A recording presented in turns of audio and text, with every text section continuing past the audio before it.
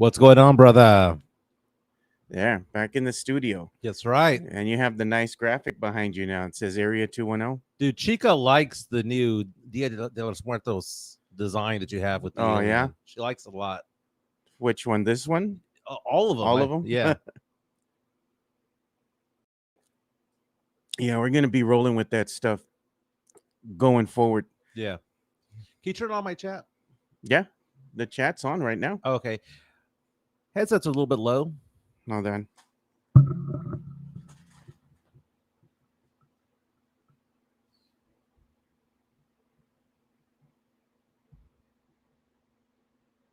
One, two, three, 1, 2, 3. Okay, get in there. A little bit more. There you go.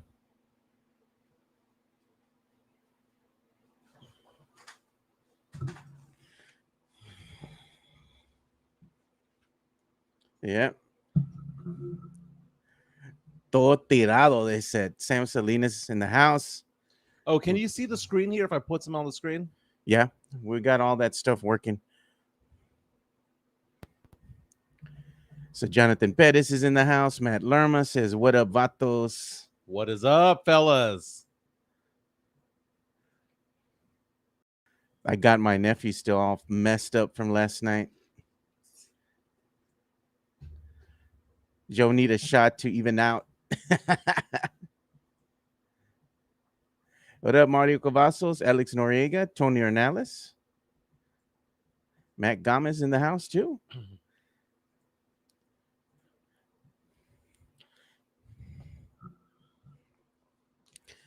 Yeah, thanks for joining us, guys, fellas.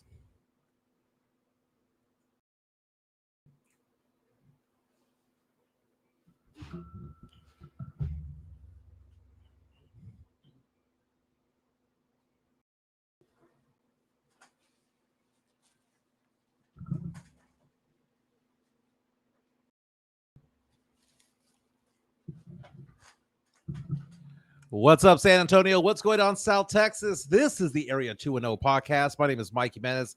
That's Joe Garcia. I'm back in the saddle in the Alamo City right now. Yeah. Joe, how you feeling today, my man?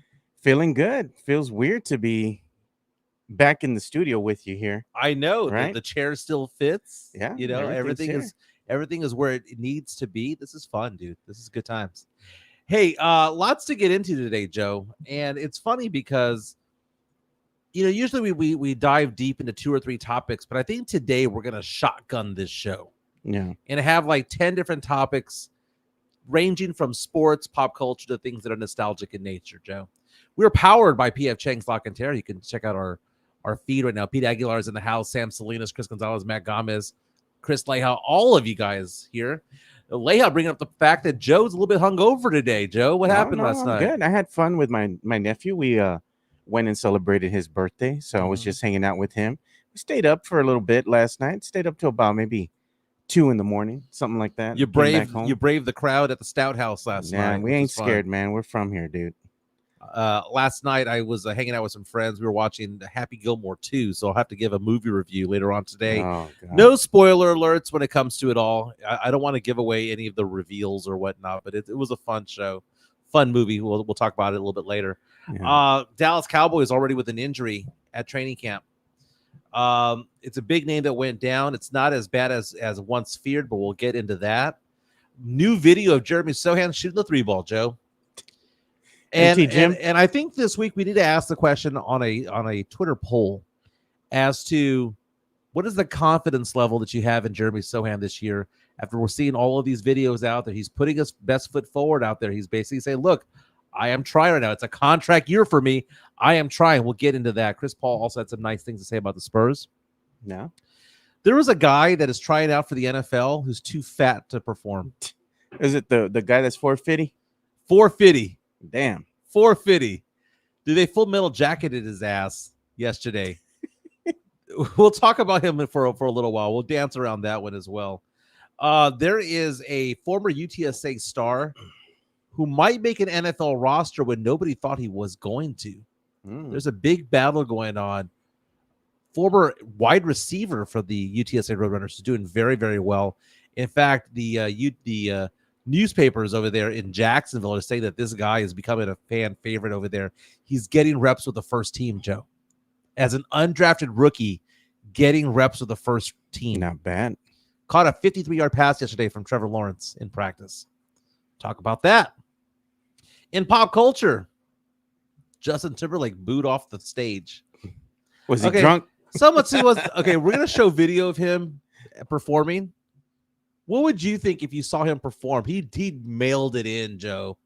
He did a performance where he did not want to be up there. He gave no craps about anybody in the crowd. He just mailed in a show. What would you think when we show you the video of that? And speaking of videos, Sydney Sweeney, this chick a racist or what? No. Her new ad campaign going on for American Eagle, making news all over the place. We'll dig deep into that. I had to ask my daughter, who's 22 years old, what she thought. Because I'm a 48-year-old man, dude. We're in our 40s. Some of us listening are in our 30s or 50s. We have a certain opinion about things. But the crowd by which they are trying to, the demographic that they're trying to attract, what do they think about it? Because that's when it's all said and done is what matters. Again, our chat is powered by P.F. Chang's La Cantera. They do happy hour every day from 3 to 6. Wednesday is tomorrow. It is. It's coming up. That's half price, half off bottles, not just glasses. Half off bottles of wine and champagne on Wednesday. That's called Wednesday. But again, you can go visit P.F. Chang's La Cantera for lunch or for dinner. 3 to 6, they have the happy hour. Go check out. Go say hi to Sean Quintero. Tell them Area 210 sent you. Yeah. You know what? That gives me a good segue to play the new commercial I made for him. Oh, nice. Yeah, we should play that right now. Okay, let's do it. P.F. Chang's La Cantera, San Antonio's premier destination for dinner, date night, or happy hour. Enjoy one of their signature dishes, such as the Singapore street noodles, sesame chicken, or Chang's spicy chicken, or their infamous Chang's chicken lettuce wraps, which are delicious, by the way. You can enjoy all this while you're dining in an Asian-inspired atmosphere. And make sure to enjoy the new outdoor patio and try some of P.F. Chang's signature cocktails and drinks during happy hour, Monday through Friday from 3 to 6 p.m. P.F. Chang's La Cantera is a proud sponsor of the Area 210 podcast. That is awesome. P.F. Chang's La Cantera powers the chat. We will accept any super chats you have out there because, again, that supports our show as well. We're at 2,481 subscribers, 19 away, Joe, from 2,500. Yep. Chico was asking me the other day, what are we going to celebrate next? 4,000. 4,000? Yeah. And show number 500, right? Yeah. 4,000 and show number 500. 500, I think we should do it at P.F. Chang's.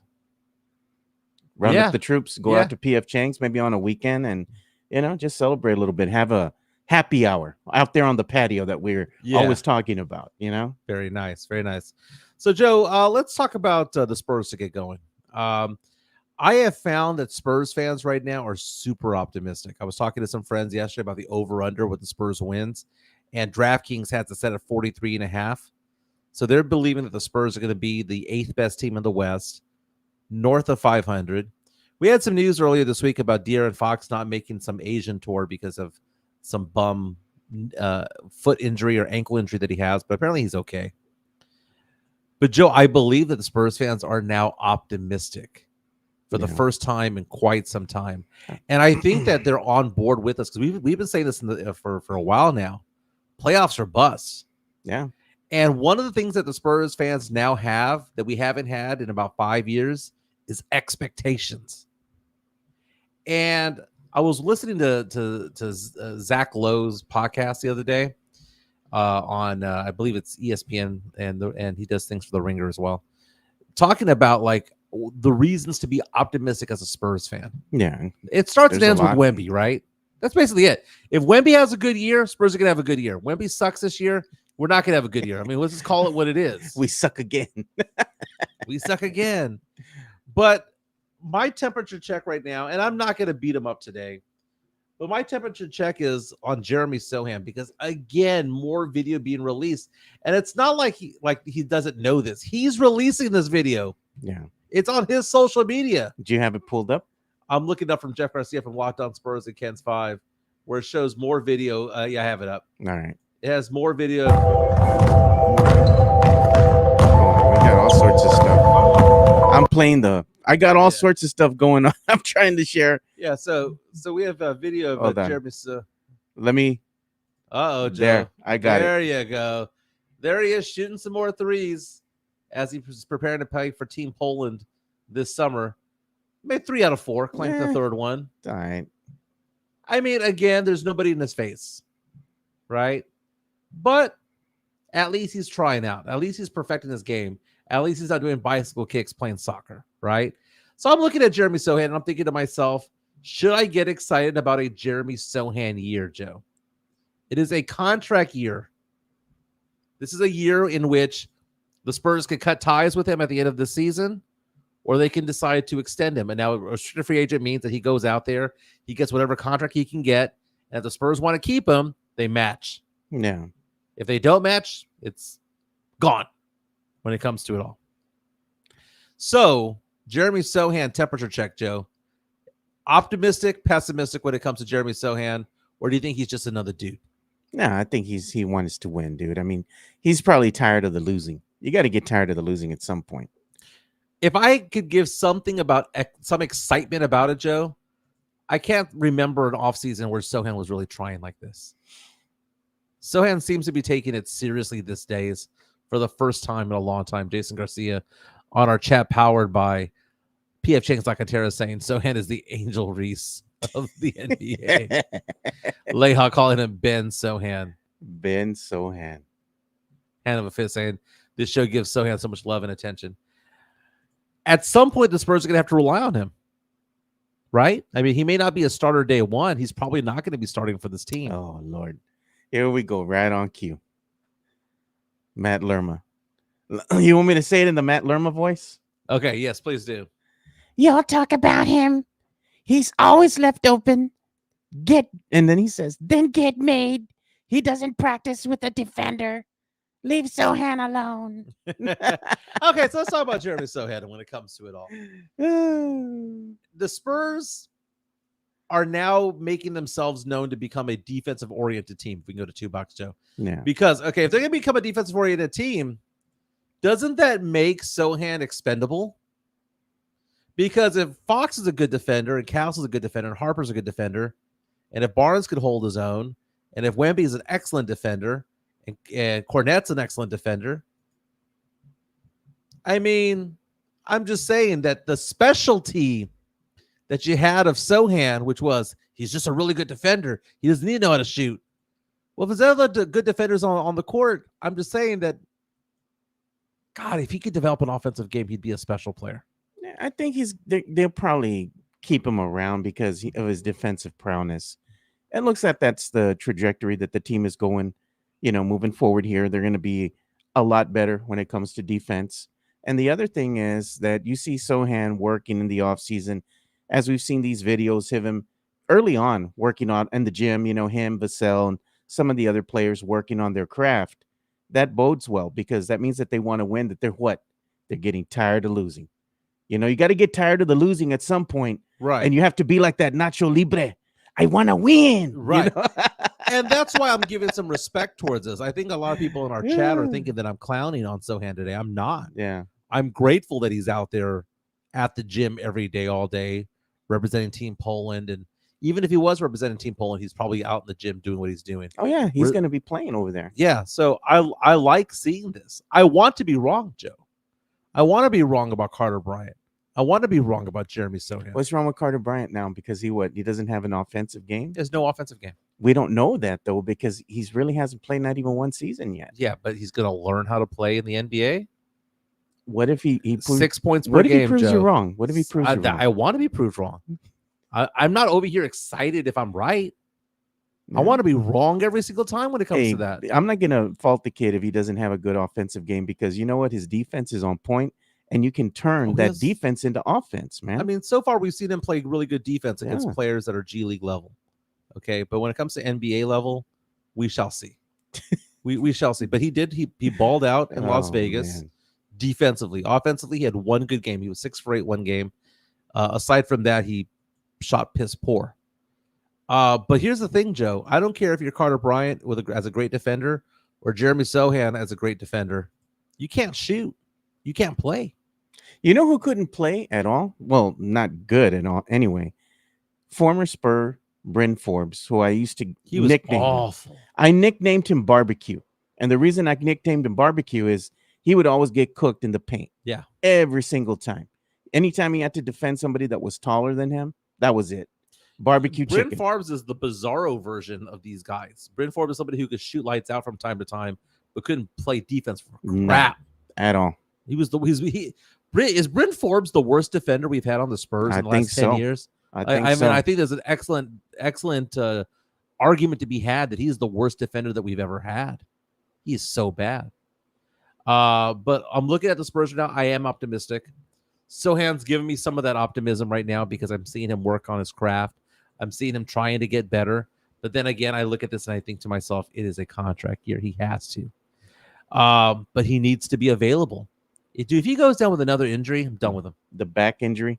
If he goes out, I mean, 2 out of 3 seasons in his career cut short because of injuries. They started sitting guys like Vassell and Sohan, and they do this every year. Right? As the season starts to come to an end there, they shut down Fox, and I understand the reasoning behind it. You know what's going to happen once you shut down Fox, you shut down Wemby, shut down Vassell, Sohan's body shut him down, though.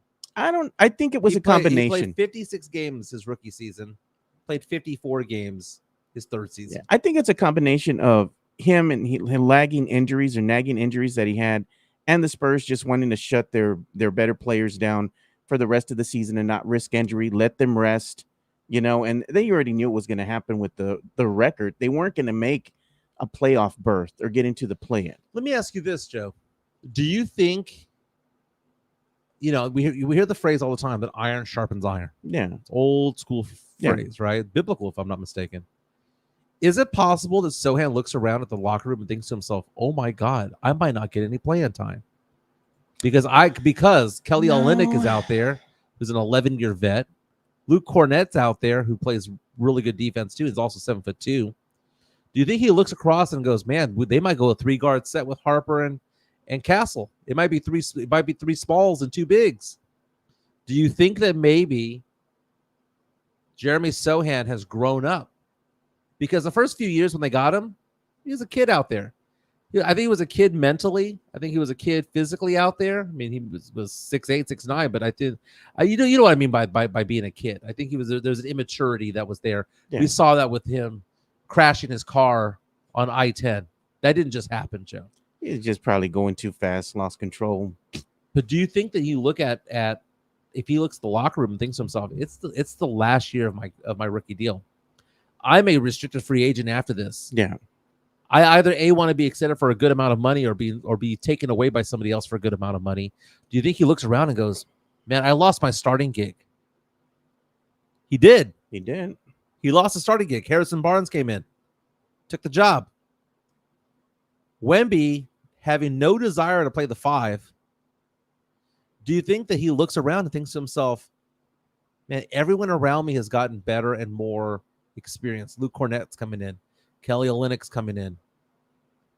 And now we have somebody else who's Carter Bryant, who does the exact same thing that Sohan does, guards multiple positions very well." Do you think Sohan might be inspired by fear? I'm saying that in a good way. I don't know if it's so much fear. I think at the end of the day, as you start getting more experience, and he's been with this team for a little bit now, right? He's coming at the end of his deal now, contract year. Mm-hmm.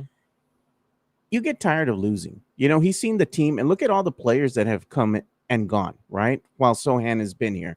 Team looks drastically different. It's going to look drastically different this upcoming season.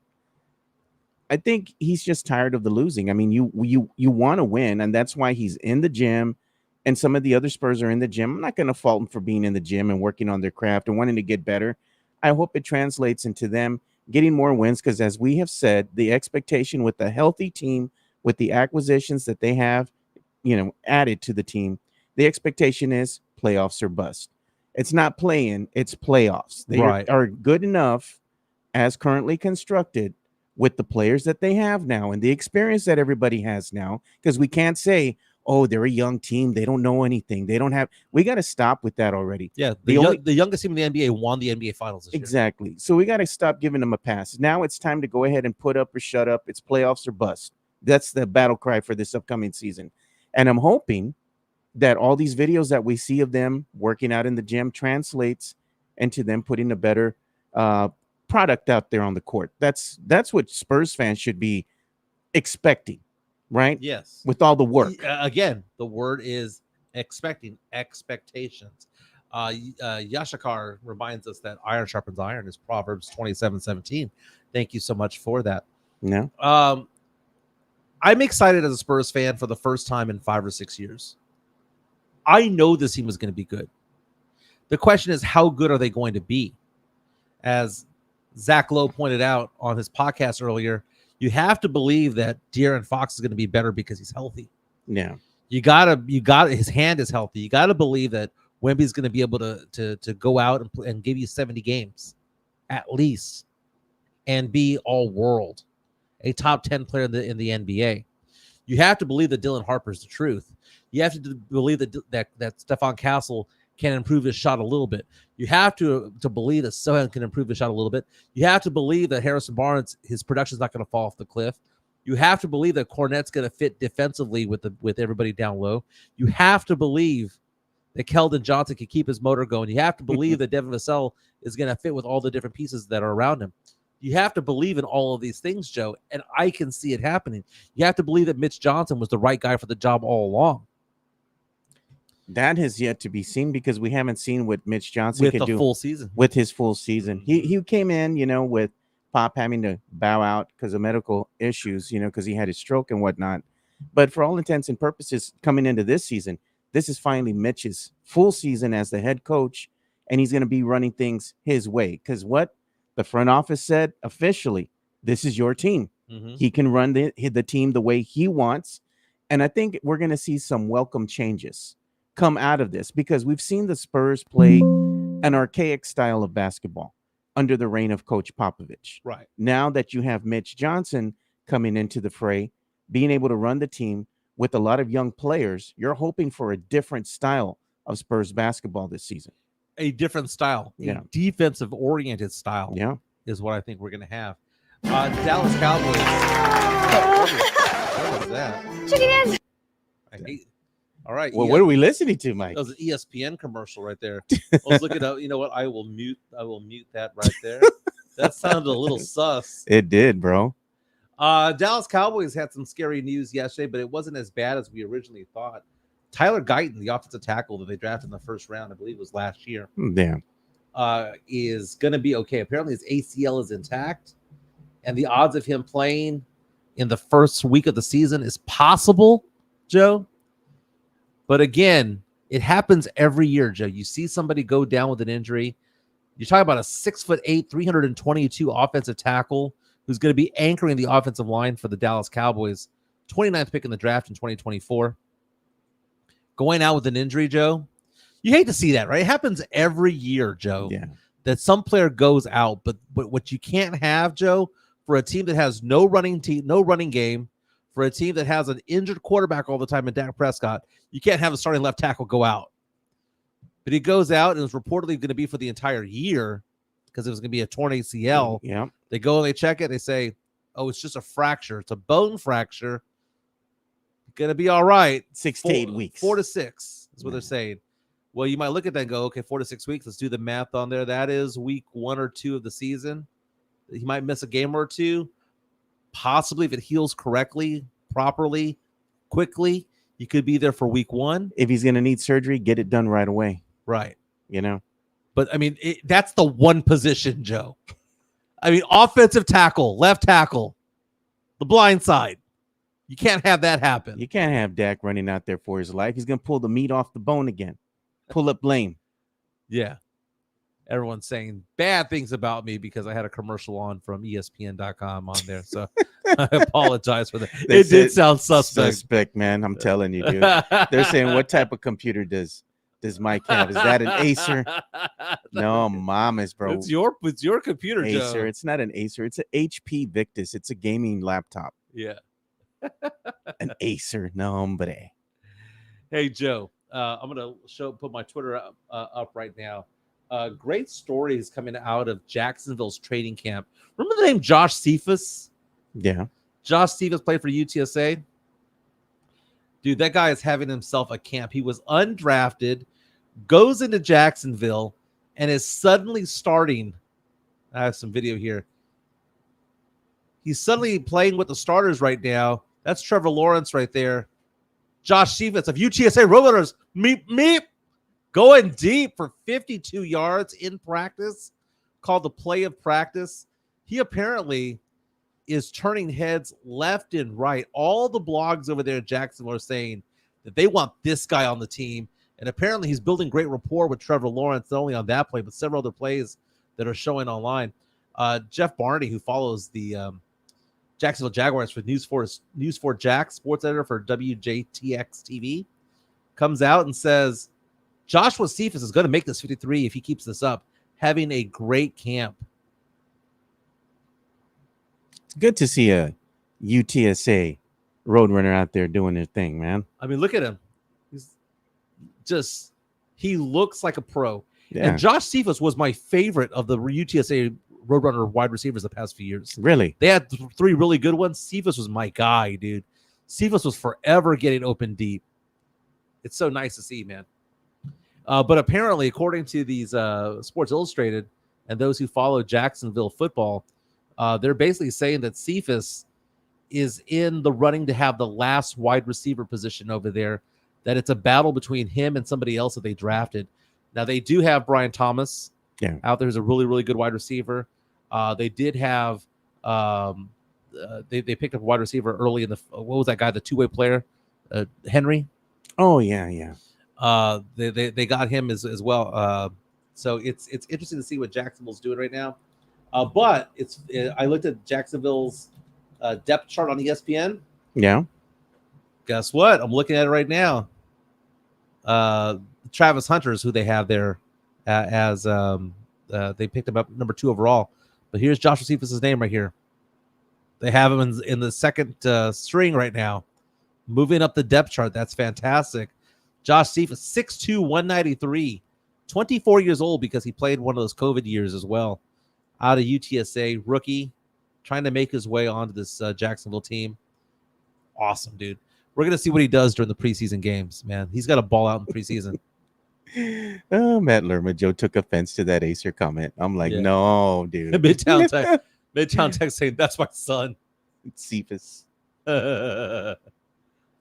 You know, one thing that we're going to talk about, too, we're going to talk about one of the heaviest players to ever play the game. What's his name? Oh, boy. What's his name? Desmond? Yeah. Desmond Watson, right? That sounds like Coming to America. Mr. Randy Watson.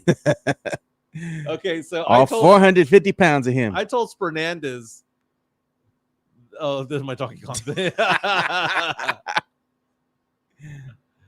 I told Spernandez that it reminded me of Full Metal Jacket, dude. God. Where's it at? Did I miss it right here? So there's this guy that plays for God, it's 450 pounds, right? 450. Yeah. Plays for the Buccaneers. Buccaneers, bro. Desmond Watson. He was told that he couldn't practice yesterday. And here's video of him. They said, go for a walk. Lord. Go get some steps in. Maybe put down the sweet tea. 460 pounds. He's now down to 450. Yeah. How can you expect to be an offensive lineman if you weigh that much? I understand that you want them to be big, and they're bigger than what they used to be at 6'5", 6'6", 6'8". Tyler Guyton's 6'8", right? But 450 pounds? He was drafted at 460, has lost 10 pounds, got down to 450, and they're not letting him sniff the field yet. You're probably afraid he's going to hurt somebody. Gonzalez. Is that Finch from the movie Wildcats?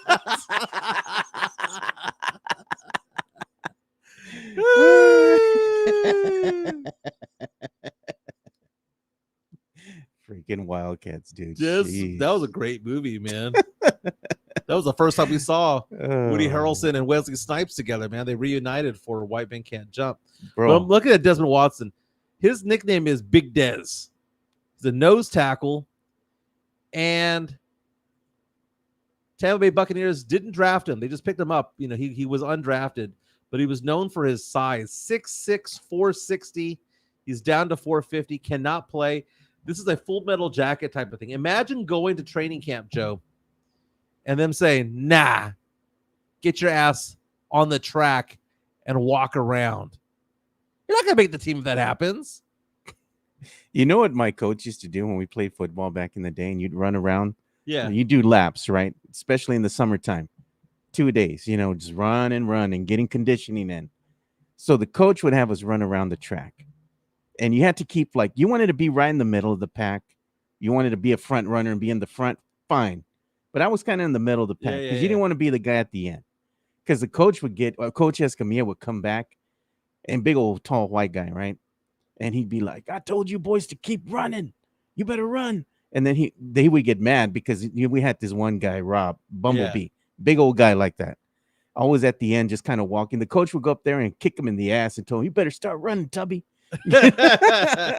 He goes, if you ladies want water, you got to earn it, because they wouldn't even give you water back then. The coach would be like, if you don't have a good practice, you ain't getting no water. You know, so That's funny. You'd be seeing. I remember one time in practice, Boneby Robert, he'd be like, I'm seeing spots. I'm seeing spots. Hey, you know who's not Tubby anymore? Oh. You show my screen. Look who's on the cover of Men's Health this week. They took away his His tea. His sweet tea is gone. Luka Doncic, now of the Los Angeles Lakers, no longer with the Dallas Mavericks, got traded earlier this spring. The big debate was he too fat to play? Goes to LA. Look what happens, Joe. Different player. Do you know how many dunk attempts he had last year, Joe? How many? 1.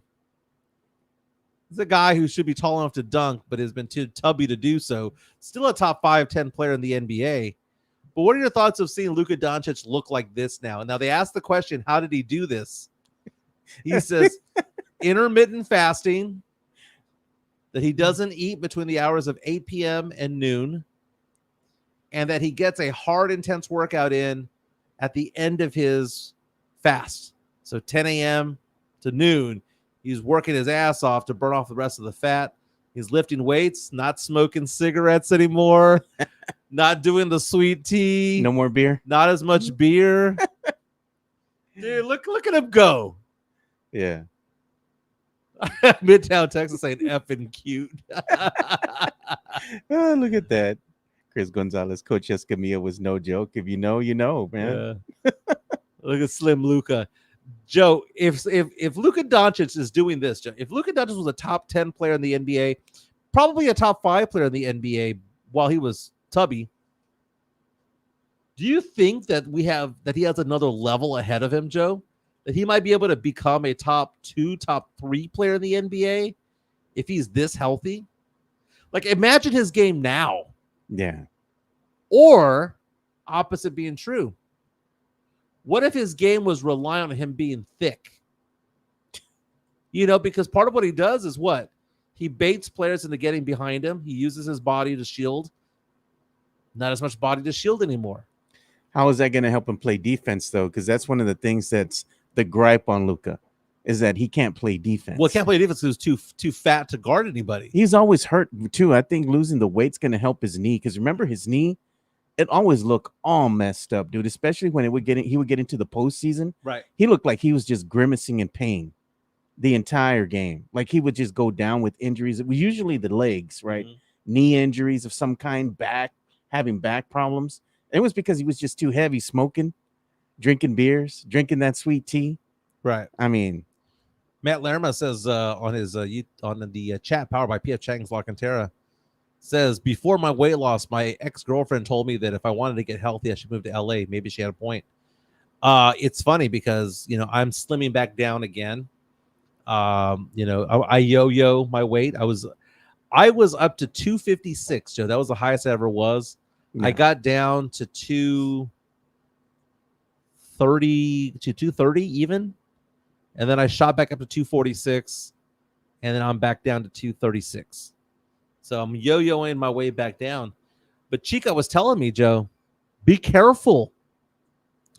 When she was telling me, when I told her I was coming to San Antonio for a few days, be careful.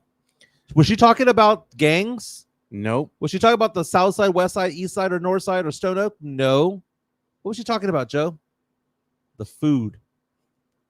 Don't be going to Las Palapas. She was like, be careful when you go out there.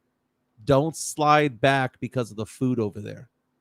You can come back 5 pounds heavier. Almost every time. I mean, I had all protein for lunch. I mean, you can have food. You just got to watch what you're intaking. But the problem is that in San Antonio, it's not the culture for that. Yeah, but I'm just saying, like, you can make the choice, when you're going to order something. Joe, I mean, I'll be honest with you. It's going to sound bad because I'm a tubby dude myself. Yeah.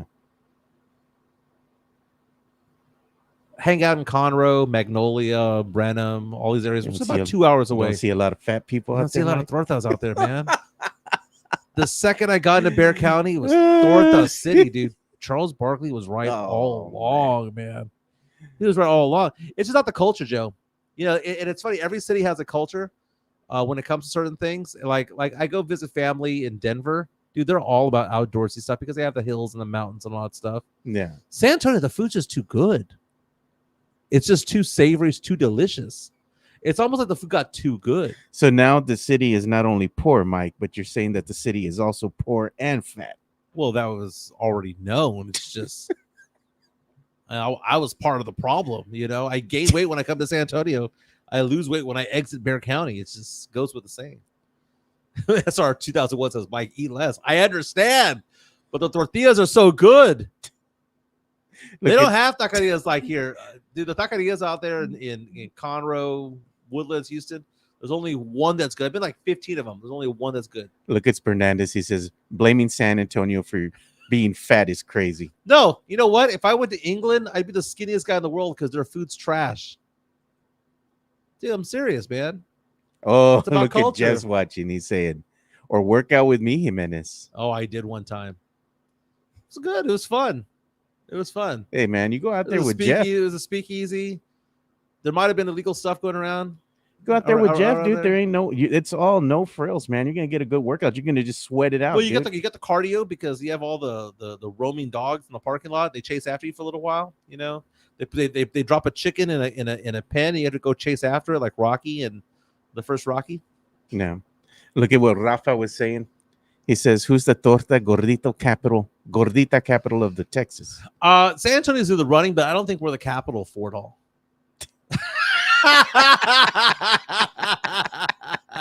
Chris, that's a good one, dude. That's a good one. Go outside. The torta capital of Texas is what?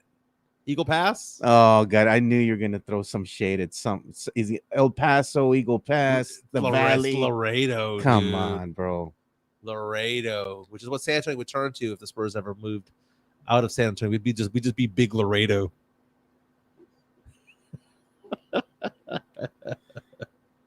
Was it that one spot that came from? Was it El Paso, Laredo, or was from the Valley? I think it was from the Valley. The Taco Planeque or whatever. Palenque. There you go. Joe, let's talk some pop culture, Joe. Let's talk pop culture. We'll keep talking sports. You know what we got to talk about? We got to talk about the Spurs releasing their preseason schedule. Oh, yeah, show it. We haven't talked about that. Let's go ahead and show that. So there's the Spurs preseason schedule there, courtesy of one Jeff Garcia. On the X, you can follow Jeff at Jeff G Spurs Zone. Make sure you go ahead and listen to his daily Spurs content with Locked On Spurs. But Jeff, he went ahead and posted this on the X, and he says, here is the Spurs 2025 preseason schedule. And it's a surprising one. The first preseason game, October 6th, is going to be against the, I don't even know how to say it, the Jungjiao Hao Long Lions at 7 p.m. It's a Chinese team, basketball team that they're going to go ahead and go up against. Expedition game. And it's an exhibition game. Yeah, ICE will throw them out. It's fine. But I mean, it's different. It is different. It's different. And then of course they're gonna have the official, I guess, kickoff then October the 8th, Miami. Okay, then October the 10th, they're going to be playing the Jazz. 13th, October the 13th, Indiana Pacers. Friday, October 17th, they have, again, the Indiana Pacers there at 7 p.m. Home and home Yeah. against it. That's very cool, man. That's awesome. Let's talk some pop culture, Joe. Yeah. Justin Timberlake is being criticized right now for mailing it in at his concerts these days. Remember Justin Timberlake was pulled over? Wasn't it for DUI? And he was like, don't you know who I am and whatnot? So at the moment right now in Las Vegas, Backstreet Boys are playing in the Sphere, right? Tons of people out there watching this super futuristic show. Meantime, Justin Timberlake is not reuniting with NSYNC and is doing this as a performance show. Let me put this up real fast. If you went to a concert for this,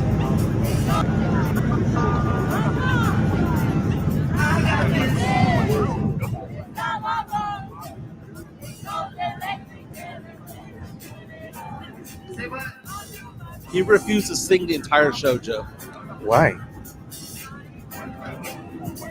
He wanted the crowd to sing to him.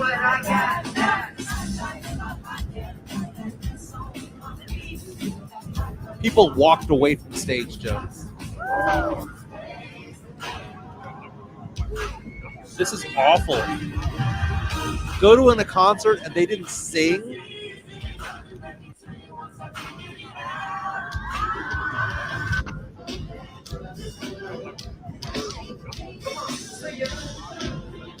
He's holding the mic out the entire time, Joe.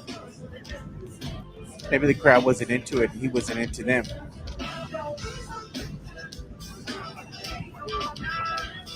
That is so sad, Joe. Hey, man, he's got to pay the bills, dude. So I guess he's just out there just for appeasing the crowd, trying to go ahead and get them hyped. But you got to perform. That's why you're there. That's why they paid the money. At some point in time, you got to sing a song.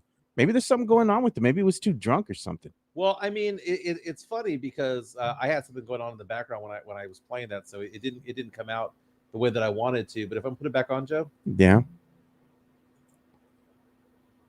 I mean, I look at this and this is entitlement, Joe, big time. For them to not, you spent hundreds of dollars to go watch this guy, and he's singing every 10th word. Yeah, get a refund. You got to kill the audio, Mike. We can't have that because it's copyrighted. Oh, I understand it's copyright, but he's not even singing it himself. I don't think anyone's going to do anything. Well, anyway, it's so funny because he's just kind of just become a dick, dude. I don't think he cares anymore. He's become exactly correct. Look, it's Fernandez. Right on cue. For real, man. Mario Cavazos asking the question, is Jessica Biel still a baddie? Yeah, absolutely. Joe, we need to talk about Sydney Sweeney. What's going on with her? Have you been following the controversy? You were telling me about it. Tell me that she had a new commercial that came out. Several new commercials. Yeah. So it's not just one. Sydney Sweeney has a commercial where it's funny because there's several of them, a handful of them that are out there. Yeah. And I'll play one of them. I'll play one of them. Now, Marty, this is the back to school campaign for American Eagle. Okay, so let's play one of them. I'm not here to tell you to buy American Eagle jeans. And I definitely won't say that they're the most comfortable jeans I've ever worn. Or that they make your butt look amazing. Why would I need to do that? But if you said that you want to buy the jeans, I'm not going to stop you. But just so we're clear, this is not me telling you to buy American Eagle jeans. Sydney Sweeney has very keen. You see what I did there, right? Okay, so you saw what I did there, right? There's several commercials that say that she has great jeans. The one that is the most controversial, though, is the one where she says jeans are passed down from generation to generation, and my jeans are blue. Yeah, and it shows her face. Now, it's funny because people are reaching out. People on the far right are saying, it was just a funny joke. People on the far left are saying, wow, this is kind of racist stuff, man, because American Eagle is known to be a certain way politically, and Sydney Sweeney and her family are known to be very, very, very Trumpy supporters. So I had asked my daughter today, who's 22 years old, Yeah. and I asked her the question: Sydney Sweeney's commercials, are they racist? And she says, best case scenario, they're tone deaf. Let's see if I can found this. What was wrong with the commercial, though? Hey, it's Sydney on. That's not the one I was looking for. It's this campaign that she was on. I'm gonna lower the volume on that one. It's this campaign that she's doing, but it's not that particular commercial that has the uproar. It's the one where she's talking about how I have good genes. My genes get passed down from generation to generation and stuff like that. It's easy to connect the dots and say what she's trying to say, right? I have good genes passing down from generation to generation. They show her eyes and she goes, my genes are blue. It's easy to make that leap. Okay. This is the dumbest ad campaign I've seen of the year. It's so stupid. So first of all, Sydney Sweeney is close to 30 years old. What's she doing a back to school campaign for? She sells, she can sell a product. But does she? Are there people who are 18 years old or 16 years old fans of Sydney Sweeney? I don't know, man. I'm not saying that she's racist, and I'm not saying that this campaign is racist, but I think my daughter's onto something. It's extremely tone deaf. And I saw this interview with the former executive of American Eagle, who basically said just that. He goes, I want to believe that my former company is not racist, but just stupid tone deaf. He goes, what is she doing a back to school promotion? I think this is the one that was the controversial one. Yeah. I don't know, Joe. Do you think Sydney Sweeney has the ability to be canceled out? Is she so popular or so talented that they're going to keep her around forever? I think they're just going to keep her there. I don't see nothing wrong with the commercial, quite honestly. It wasn't the one that I showed you. It was the my genes get passed down from generation to generation one. That was the most controversial of them all. I just think it's a dumb campaign.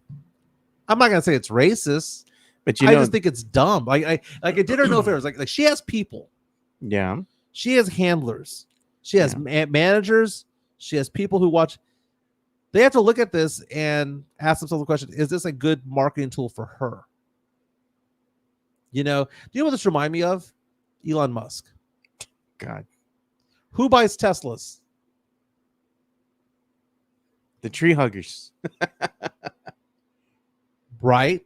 And what happened to the sales of Tesla after he went and became part of the Trump administration?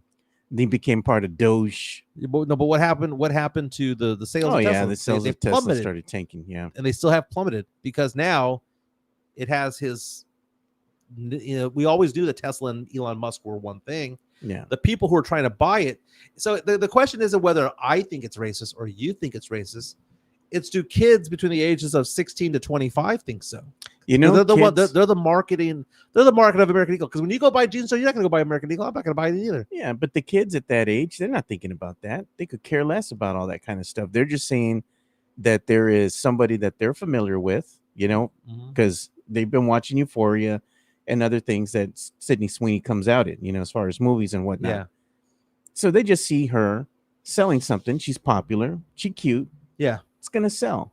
I understand that maybe the ad campaign isn't something that is to your liking, but the problem with a lot of these ad campaigns is they don't care about your feelings. It's just, let's just try to put something out there. And they charge these companies millions of dollars to do these marketing campaigns for them. I mean, it's big money. They have to spend a lot of money in order to make money. They do. And I think that there are certain people who are in the upper levels of these campaigns, who are just too old for what they're doing, Joe. Yeah, exactly. And overfist kids, 16 to 25, they don't care. I agree. They do. What are you talking about? The most sensitive people in the world of buying clothes and buying things and wanting to be what they believe is politically correct are 60 to 25. They do care. I said the tree huggers are the ones that buy Teslas. And Mario Cavasso says, DJLG. Yeah, my boy DJLG bought himself a Tesla. He did. He mentioned that before on the podcast a while back. Yeah. The funny thing is, I was telling them, I said, you know what happens if you get stranded on the side of the road and you ask for roadside assistance? Yeah. You know who's going to come bail him out? Big old diesel truck. Big old diesel. Hey, man, we got to pour one out. Have a grito for Ryan Sandberg, man. Passed away at the age of 65. Likely a pancreatic cancer. Jeez. I mean, sorry, prostate cancer, rather. He said in 2024 that he was cancer-free. Less than a year later, came back and got him. Ryan Sandberg was a player that I saw every day growing up. Chicago Cubs, WGN, Harry Carey drunk in the booth doing the seventh inning stretch. Ryan Sandberg, number 23 for the Cubs, man. One of my favorite players growing up. Man, he could hit, led the league in homers one year. Yeah. Could steal bases, was part of the 25-40 club of 25 homers and 40 stolen bases in a season. Great glove. Ryan Sandberg dead at the age of 65. We've had a lot of deaths these days, man. Yeah. From Ozzy to Malcolm Jamal Warner to Hogan. It's been hitting, dude. We give him the grito. You want to play the grito? Yeah, let's give him the Viva Mexico one. All right.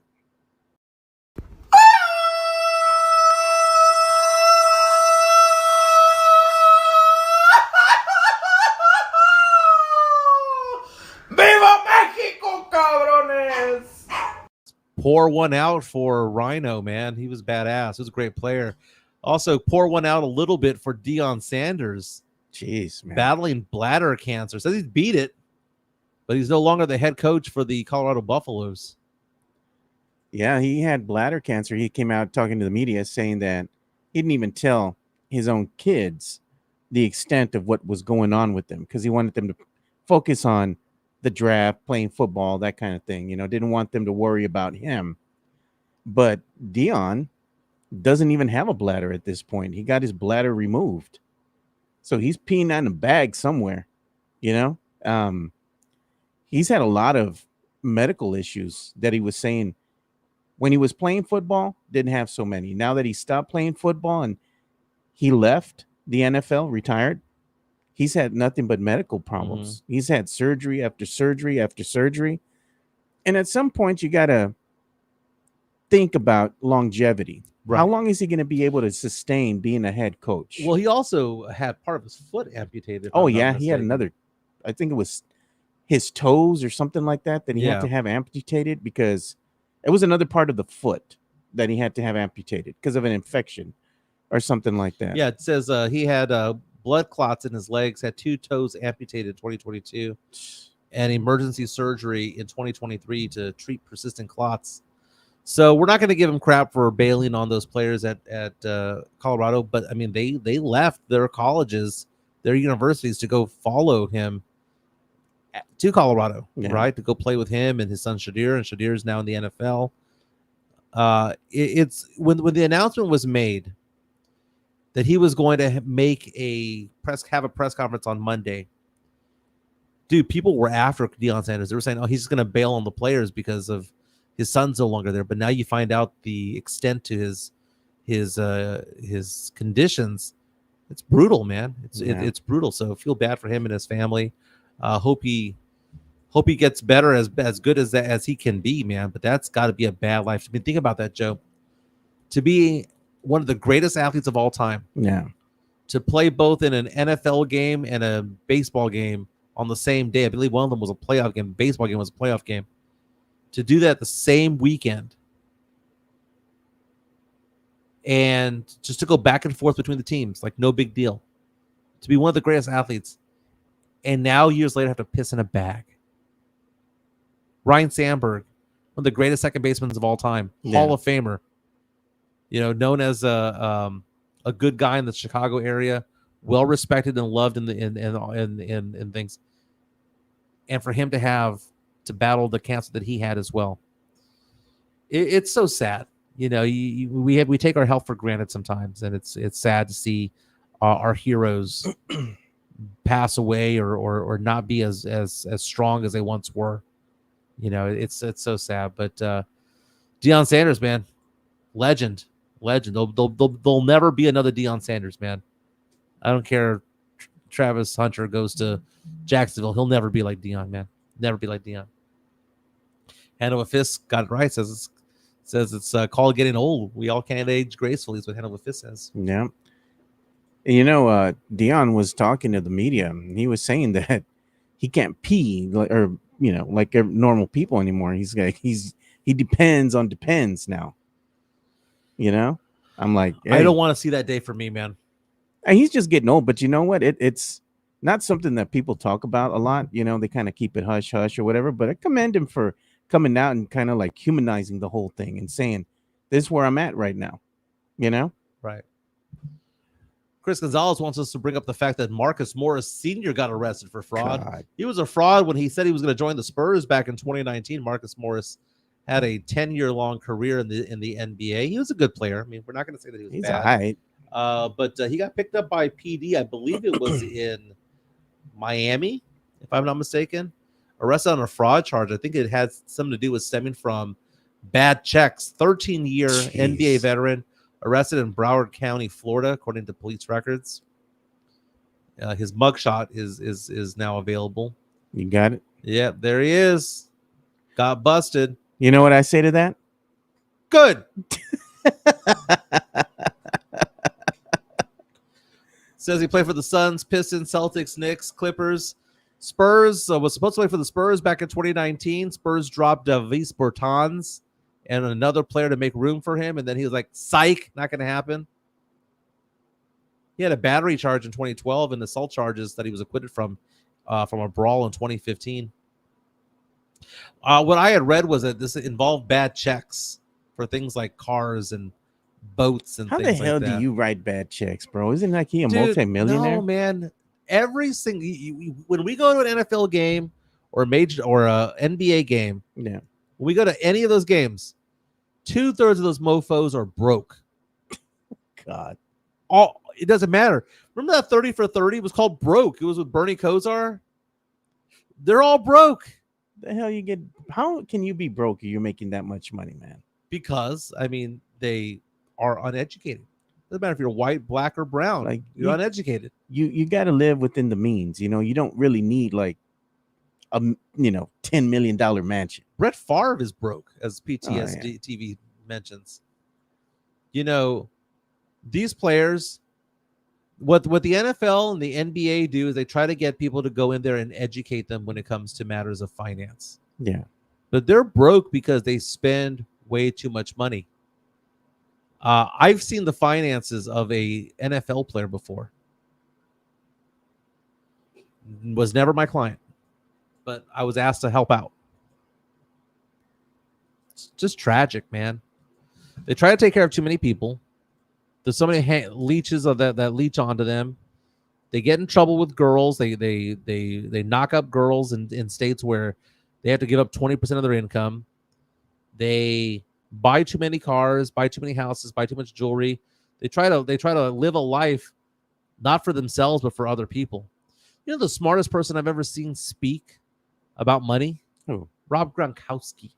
Really? That dude is so tight with his money. He was not allowed to spend any of his NFL salaries while he was in the NFL for over a decade. Hall of Fame career. You know how much he spent of his NFL salary? Not a dime. He and his family decided that they were going to invest all of his money that he made and that he was going to live off of endorsements. That his endorsement money was the money that he lives off of. Travis Kelce's another one like that.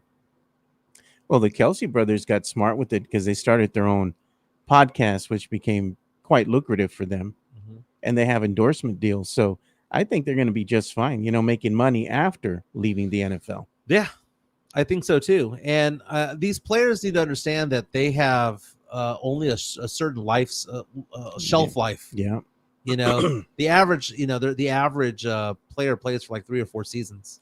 Yeah. You have some that go and play 8 seasons, 9 seasons. But I mean, when you're out there for 10 years, 12 years, you have a lot of wear and tear on the body. Mm-hmm. So I think that's why you're seeing that a lot of these players now, the lifespan or the shelf life, like you said, it's the window's getting smaller and smaller. It is. You know. Now, someone who also ran out of their money was Happy Gilmore. Happy Gilmore was a very popular golfer in the 1990s, and he got broke, and he's trying to make money again. That's the basis of Happy Gilmore 2, which is now available on Netflix, premiered over the weekend, starring Adam Sandler. Julie Bowen from Modern Family fame is in that movie. I went into that movie, saw it with some friends, Joe. I'm going to say this, Joe. Yeah. I think people will like this movie if they hang out with their boys and watch the movie like I did yesterday. I was hanging out with Sean and Alex and their wives yesterday, their kids. You know, we had a lot of people watching this movie together. That's how you watch Happy Gilmore. If you try to watch it by yourself, you're going to think it sucks. You watch it as a group and become nostalgic as a group. Much better watch, Joe. It's kind of like some movies need to be seen on the theaters and not on TV. Yeah. This movie needs to be seen in a group setting with your boys. And they were saying that it was kind of like a harken back to, just kind of giving nods to the original Happy Gilmore and some of the characters that aren't here anymore. Right. You know, like Carl Weathers, he passed on. Right. You know, Chubbs. And he was Adam Sandler was saying that in the sequel he had talked, to Carl Weathers before he passed on. He was supposed to be a big part of the actual movie. Oh, really? But since he passed, he had to do a whole bunch of rewrites, and he couldn't, of course, have him in the movie. Right. And he's like, man, it changed everything. He's like, we had him play a big part. I guess they were going to have like flashback scenes or whatnot of him talking, and they couldn't do that. And then the other, the kid that played his son, I think it was in the movie, or it was for grown-ups. Yeah. He had like a tribute to that kid in this movie. Joe Gonzalez said it best. It's Cameo Fest. It's probably Yeah. a cameo of about 200 people in there. No lie. There's about 200 people in there. Go, I know that guy. I know that guy. I know that girl. You have Christopher McDonald coming back as Shooter McGavin. I mean, Shooter McGavin's a great character, and I love watching him go on the Rich Eisen show and start talking about what it was like to be Shooter McGavin back in the 90s. And even today, people still quote him, and they come up to him at events, or they come up to him on the street and they ask for certain things. And he decides, instead of like shying away from it, to do the role in front of them, because he feels that it's a blessing to have had Shooter McGavin be part of his life. I enjoyed Happy Gilmore too. Yeah. I think what happens is people think that it's going to be as good as the original. I think that Happy Gilmore 2 is as best as they could have done. To further the story along, you have Adam Sandler's 3 kids in there, his 3 daughters in the movie, playing prominent roles in the movie. It was a family affair. It was a good movie, Joe. I mean, it was a good time to pass. But again, you need to watch it with other people. You can't just watch it by yourself in your chonas and flipping through the channels and go, I'm going to watch Happy Gilmore 2 by myself. Did they watch it with a friend? Did they have your friend Paige Baronic in the movie? Damn straight they did. Did you tell Chica, tall tale time? Oh, no. Chica's not in town with me right now. But Paige Baronic is in the movie. Yeah. She plays a Dick's Sporting Goods employee. But there's so many people in there. One of the people that's in the movie, when you're looking at the cameos and you see all these golfers and whatnot, because it's a golf movie, so you're gonna have professional golfers in there. There was one player that was on there. There was one person on the show in the movie that I'm looking at, and I'm thinking to myself, I said out loud, I said, "Is that Reggie Bush?" God, Reggie Bush, like USC Reggie Bush, New Orleans Saints Reggie Bush. He was in the movie. Why? I don't know, but he was in the movie.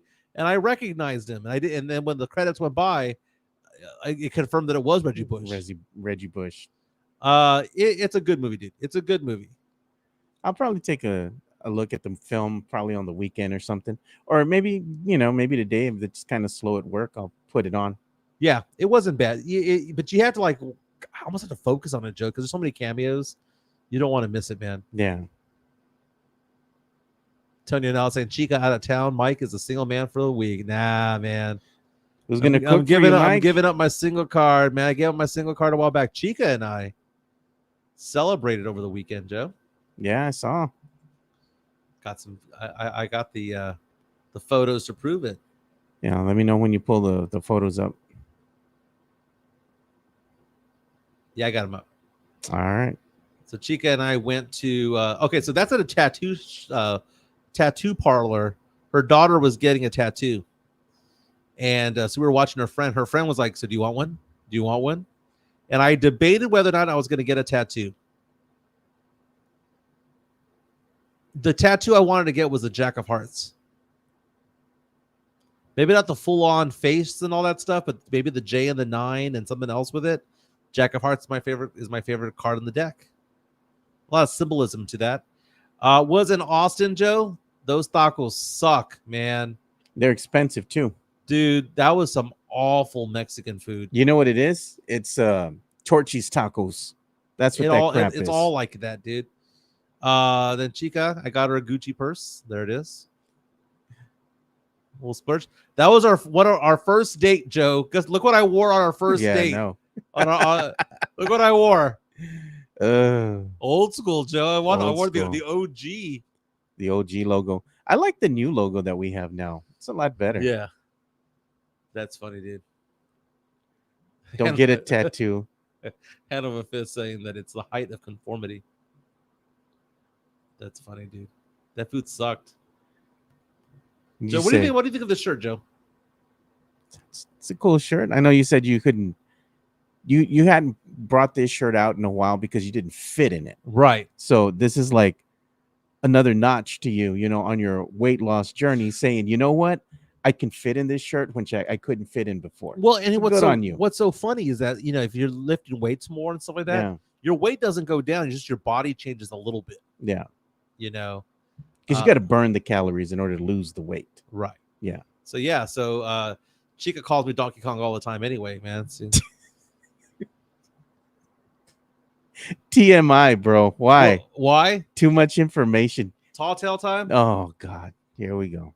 Some guy was trying to hit on her while I was karaokeing.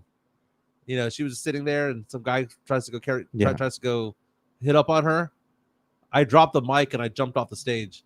I didn't jump off the stage I just got off the stage and I went and got my girl. She wasn't doing anything. I mean, I was seeing what was going on, right? That's what happens, right? I was at Be Kind Rewind the other day. I went to the restroom, or actually Chica goes to the restroom. Some guy goes up to her, starts trying to give her his number and all that stuff. It happens, right? No. But I got off the stage and I was like, you can go off, you can leave now. And Chica was like, dude, you jumped off the stage like you're Donkey Kong to come get me. You know where you should have went? When I went to Austin for work a while back, there's a place over in Austin that I liked. It's called Jack Allen's. Place is good, man. Really good, because they give you the food that they make there. Everything's made from scratch, right? So they bring you out the mashed potatoes or whatever, and it's like real mashed potatoes. Everything that they have that they give you is really good because it's made there on the spot, And I had the salmon when I went out there. Man, that was a good dinner, dude. Was it better than the hamburger over at Laguna Madre? Yeah, by far. A lot nicer atmosphere too. But next time you're there. Frank sent a $2 super chat. I think he wants the phone number for the show to be part of the show. All right. Is any info on the show phone number? All right, I'll go ahead and show you the phone number there. And thank you for your super chat. We greatly appreciate it. So I'll go ahead and show how they can be part of the show here. And there it is. You can go ahead and send your photos, videos, links, anything you'd like to us to show in the context of the show. Via media share, you can text us at 830-391-9164. So this is where I'm heading to next, Joe. I have a hard out in about 10 minutes or so because I have to go to Bob's Chop House at the Rim. Nice. For lunch. A free lunch at that. Free is always good. And we got to give you some love too, since you're going to be bowing out of here pretty soon. Yeah, the free lunch is because I'm doing continuing education and I'm learning about new product lines from a company called Jackson National. Today, I do a lot of business with them. Yeah. So they invited me over there for lunch and to hear their speakers talk about the stock market and things like that. That's what I do. I do investments, I do insurances, and I have to educate myself on what's out there and what's going on in the world. But my number is 210-508-0369, 210-508-0369. Have any questions about retirement accounts, strategies, life insurance, disability insurance, give me a call. 210-508-0369. One thing I will say, though, check your beneficiaries, dude. Oh, yeah. Dude, every time, dude, you would be so surprised, dude. I checked a beneficiary on a policy yesterday that somebody had. It was supposed to be their wife, and it wasn't. Gotta check that, dude. Check your stuff. Jeff's in here. Jeff got. I think Jeff sent us something via the media share. Oh, let's check it out. It's an ugly photo of you. It's not redeeming at all. Am I drunk off my ass? No, nothing like that. It's just. Is it a meme? It's a meme. It's like AI generated. An AI generated. Am photo. I Diddy in that one? No, you're not the diddler. I don't know what you are actually. Oh, King Jong-un. King Jong-un. Yeah. that was Jeff's contribution. So from 256 down to 230 to 246, back down to 236. That's the ride I've been on, Joe. There you I go. just want to get a 225, dude. 225 and I'm fine. Look at Tony Ornelas. Get you some real mashed potatoes, Mike. Can't, man. I can't. Gonna be doing nothing but the protein today, my man. Which is gonna be difficult, man, because they're gonna bring out the cheesecake. And what's funny about cheesecake, Joe? I hated cheesecake growing up, man. I don't know why I love it so much these days. Young Mike Kong. Hey, did you know that it's National Wings Day in San Antonio? I saw that, man. Where's your best place to get wings? Oh man, you know what? People are probably gonna hate me for it, but I like Wingstop, dude. The Parmesan chicken that they have there. Only if you eat there is it good. Damn, that place is good, bro. You try to take it home though, but Nah, it's not good that after that. styrofoam kills it. I don't know what it is, but if you don't eat it hot, it loses its luster. But like the fries too, especially like the fries are great when they're warm. Once they cool off and you try to reheat them, they ain't no good no more, dude. I saw this TikTok yesterday where they're asking the question, "What's the best burger in San Antonio?" Diana's? I mean, if I said Diana's, am I in the realm of yes? Diana's, who's that? Is that a Mexican Salazar restaurant? Zamora? Yeah, okay. Usually the burgers that come from a Mexican restaurant are pretty fire, dude. Diana's is like an offshoot of Chris Madrid. It's like the same family, but Yeah. it's different. Diana's is good. If I would go chain related though, I don't even know if this is a chain, but what's that one on I-10? Chester's. Chester's eye, but you know another one that was good low key back in the day. It's still open. Brenda's Burgers out there by Oh, the West south Side. side. Yeah, man. Yeah, the southwest side. Yeah, over there. But it used to be by Kelly Air Force Base at the time. My friend Richard was all about Brenda's Brenda's dude. Burgers. I saw him the other day. They did a segment on him. I don't know if it was on Ken's 5 or was KSAT 12, one of them, where they review food and all that. They're like, well, we're going to stop at one of the best burger places in San Antonio, Brenda's Burgers. I'm like, damn, that place is still open. No, I love it's because Chico and I live in Conroe for right now. We go up and down the streets. We see Fuddruckers in that area, man. Jeez. That's a blast from the past. They're all closed here. Fuddruckers is so good, dude. That bun is so good. Go in the vegetable, you get your bun and burger, right? And then you do your own veggies. If you want to be fancy, you get the sliced tomatoes, or you can get the diced tomatoes, or the shredded lettuce. Oh man, Fuddruckers is the best, man. Babe's Old Fashioned Burgers. Yeah, there's one down the street here on Petrenko. It's not bad. It's good. Oh yeah, Bombay Bicycle Club By the zoo. Yeah, it used to be one on I-10 and Huebner back in the day. Not bad. Did I tell you what happened to Chica the other day? No. Did I tell you the story about? Okay, I told you the story about how we went downtown and in front of the Wood Federal Building, the courthouse. Yeah. Some chick took a dump. Oh, on the sidewalk. No, you told me about that. Okay, Yeah. did I tell you part 2? Yeah. Chica coming to San Antonio again last week. We go out to we're going to the Pearl. We're making our way through Brackenridge Park. We stop at the light. Some dude takes a piss. Was he facing the wall, No, a fence, no.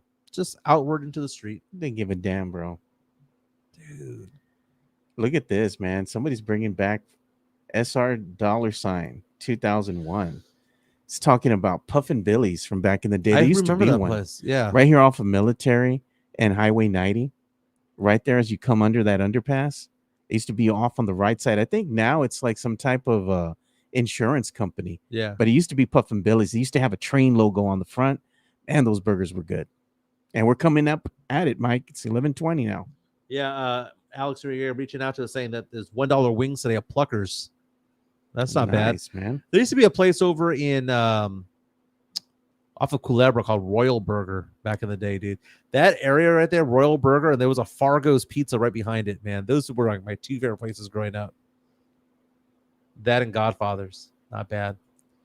Joe, let's shut it down. Yep. I got to get over to the steakhouse and do my work meeting over there. I'll be back in studio tomorrow. We'll talk more sports, pop culture, nostalgia. And let's say a little prayer, positive vibes for Jeremy Sohan, his 3-point shot. Looking better, looking a little bit better. You're going to go get the Sohan jersey? Nah. Maybe a Harper one. Oh, okay. What if we went to the Spurs games at the Frost and wore a Ron Harper jersey? Oh, no, man. Would you want? Okay, we can't wear the Ron Harper Lakers jersey. That's just not going to happen. But would it be wrong to wear a Ron Harper Bulls jersey? I don't know, dude. He's not really affiliated with the Spurs other than just his son being on the team. He was never on the team. Yes. You know what I would do? I would get a jersey and I would wear it to a Spurs game, and it's on the back. Yeah. I would put Wimpy Ganas. Dude, you got to have faith, dude. Wimpy Ganas. Generational player. You got to have faith. Wimpy Ganas. All right, Joe, let's do this tomorrow. Oh, dude, I love the graphic behind you. That's great. Very nice. Everyone remembers the 78228 Royal Burger Fargo's, and then you had that bowling alley that burned down, and they never built it back up, man. Was that shopping center that didn't have insurance or what? Yeah. Crazy. Can't wait to buy my number 10 gone jersey. Hey, man, that's when you go get it on the cheap, right? What name would you like on the back of that jersey? Gone. Gone. Dale Bautista with picnic burgers back after school. You talking about the gas station on the west side? Gas station, bro. Speaking of the west side, I saw an article on the Express News talking about how Las Palmas HEB is going to get a $15 million renovation next year. Yeah. It's gonna be the pearl of the west side when it comes to HEBs. Which one? Las Palmas. Oh, yeah, I saw that they're going to get a renovation. Bro, that they can't have nothing good out there on that side of town, man. Come on. $15 million renovation. How long until it gets Oh, they're going to trash it. They're going to trash it real Until it quick. gets tagged. They're going to trash it before it's even finished, dude.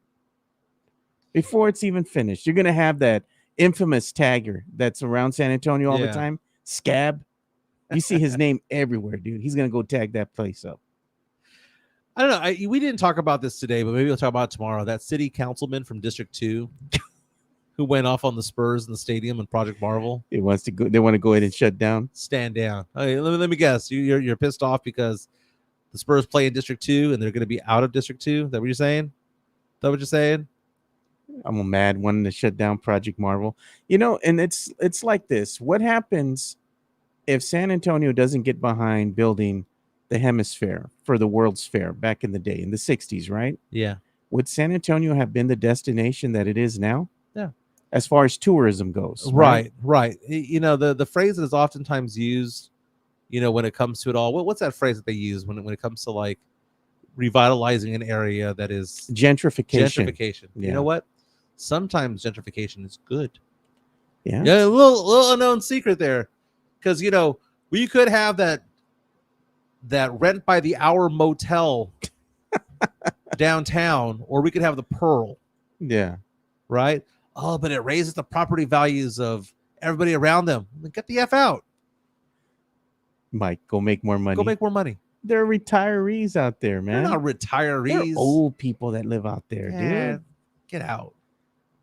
They couldn't afford to pay their property taxes because they're retired. They're on a strict budget. Well, you can always cap it like New York City does, right? For certain areas, you You Yeah. cap the rent certain Or places. for a certain age group, once you reach a certain age, you At shouldn't have to pay. 65 and older, you get a discount. Yeah, on you it. shouldn't pay like the full price for I mean, it already property happens, tax. but man, here's the thing: gentrification typically leads to bigger and better things. Yeah. Sometimes, always the case. But here's the thing: the district councilman, get the f out of here. Because if the Spurs leave and it's because of him, he ain't gonna have a home in San Antonio. That's for sure. That is for sure. And where do they want to put the Spurs arena? Where do they think it's a good idea to go ahead and put a Well, Spurs arena downtown? Right. Hello. Well, and know? it's funny because people complain about the Alamo Dome all the time. You know what was there beforehand? Alamo Ironworks. Yeah. Do you want our city to have freaking Alamo Ironworks and then the other side have the stockyards? Really? That was the alternative. Oh, and you know what else passed too is that they finally voted to move forward with building the new Mission Stadium Yeah. in downtown San Antonio.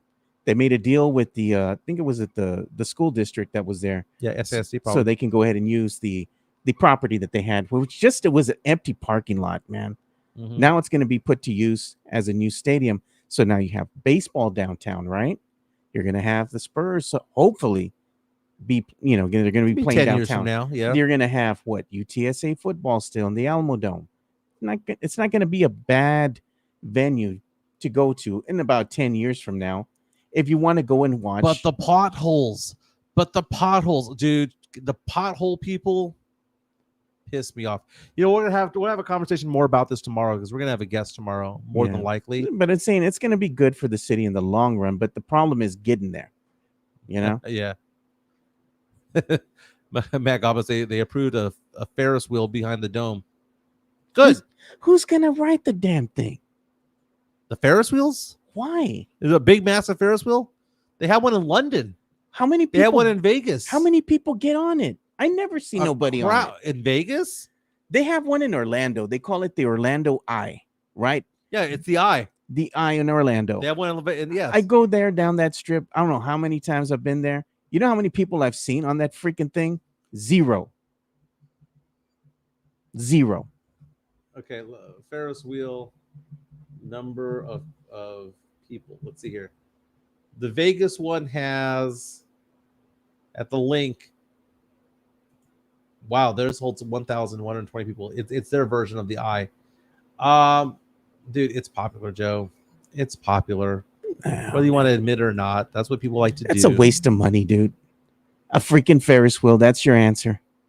Dude, okay, first of all, we have the Tower of Americas. What the hell is that about? Use the money and put it into the Tower of Americas. It's already fallen apart. There's nothing special about the Tower of Americas. I can go exactly make it look better. I can go to the top of the Hyatt building and have the same exact view. You know, with that money, maybe they'd actually fix the elevators. No, what I'm saying is the Tower of Americas back in 1968 was an amazing accomplishment. Yeah. What I'm just saying is that technology, innovation, architecture, and all that has changed. So it's just kind of like they have the Project Marvel renderings, right? And they show everything looking nice, getting a makeover. You know what doesn't get a makeover? The Tower of Americas. Hey, man. What was it? Landry's that has the restaurant in there? The spinning restaurant in the top. Yeah. That's all right. It's overpriced. It's gyms in the sky. It's not going to be very good. You're just going there for the atmosphere. Sam is saying the London Eye is right next to the Thames, the Thames River prime location. Well, you're telling me overlooking the east side's not a good location? Is that what you're saying? Matt Gomez. What did Matt Gomez say? Where is he? Matt already said. Say that Mike already said that we fat as F. Why make the damn thing? It's gonna be an oval when it's all said and done. The Ferris wheel is gonna be down. Who was the one who said that San Antonio is sinking? Oh God, Chris Gonzalez. I think he said San Antonio is sinking. All right, fellas, this was fun, man. We'll be back tomorrow. All right, see you all tomorrow.